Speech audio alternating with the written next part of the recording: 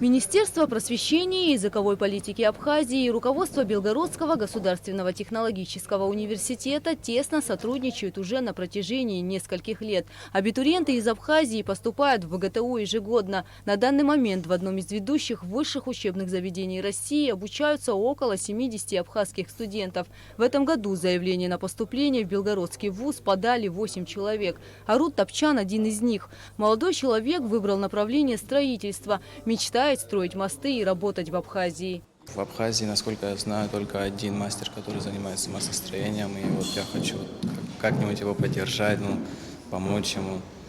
Мало таких профессий у нас в Абхазии. Я хочу поднять нашу Абхазию. В Белгородском государственном технологическом университете представлен широкий спектр технических специальностей, востребованных в современном производстве.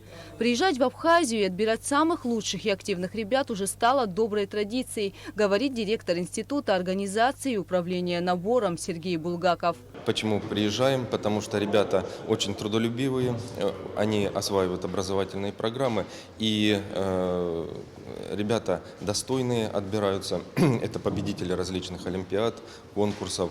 Ну и, соответственно, они достойно представляют Республику Абхазию на Белгородской области. Экзамены проходят в один день. Преподаватели БГТУ проверяют абитуриентов на знание русского языка, математики и физики. В тесте около 20 вопросов. Ребята тестируются по русскому языку, по математике и по физике.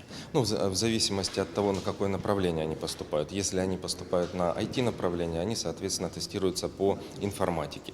Если это инженерные направления, то они тестируются по физике. Вопросы есть, где можно дать развернутый ответ, либо выбрать из предложенных вариантов.